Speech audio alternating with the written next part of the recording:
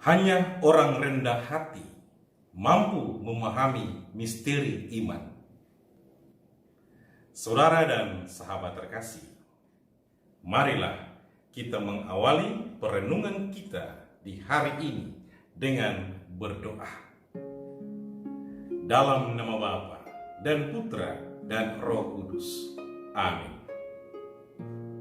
Ya Tuhan, Allah yang Maha Kuasa, kami bersyukur atas kasih karunia, rahmat dan damai sejahtera yang kami alami dan rasakan, yang kami terima daripada-Mu.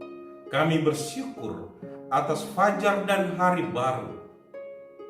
Semoga dengan bantuan rahmat-Mu, kami dimampukan untuk hidup dalam iman, harap dan cinta kasih kepadamu dan kepada sesama, dan memberi makna atas seluruh hidup dan karya kami sepanjang hari ini. Demi Kristus Tuhan dan Pengantara kami. Amin.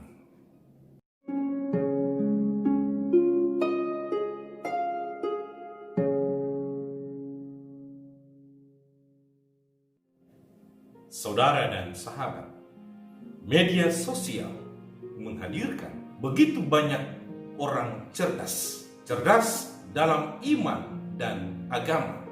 Iman dan agama menjadi tema-tema panas yang tak luput dari perdebatan.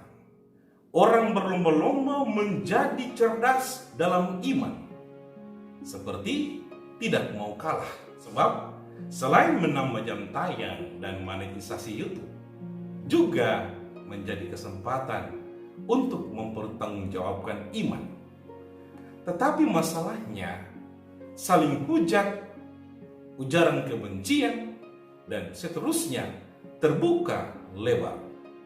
Ya, saudara dan sahabat, dalam keberagaman kita bukan seagama.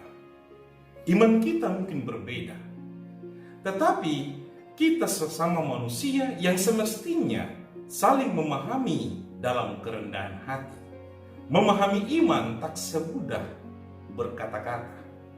Sebab otak kita yang kecil dengan segala kemampuannya tak mampu menyerap seluruh misteri Allah yang tak terselami. Maka saudara dan sahabat, iman bukan melulu tentang perdebatan, apalagi tentang kebencian. Gereja Katolik dalam sejarah juga memiliki militansi yang kuat dalam iman, bahkan sangat tegas kepada umatnya dalam seluruh praksis imannya. Tetapi gereja menyadari bahwa iman bukan hanya tentang misteri manusia yang dapat dijelaskan dengan kemampuan rasional. Iman pertama-tama tentang misteri Allah. Memahaminya sungguh membutuhkan kerendahan hati. Iman bukan tentang kesombongan, apalagi kebencian. Pada waktu ke-70 murid Yesus kembali dari perutusannya, mereka bergembira karena bisa mengalahkan roh-roh jahat.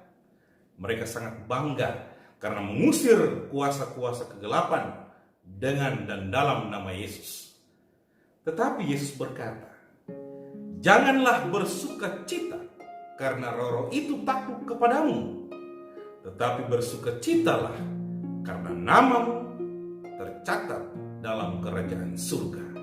Pada waktu itulah bergembiralah Yesus, dan dalam Roh Kudus ia berkata, "Aku bersyukur kepadamu ya Bapa, Tuhan langit dan bumi, karena semuanya itu kau sembunyikan bagi orang bijak dan orang pandai, tetapi kau nyatakan kepada orang kecil.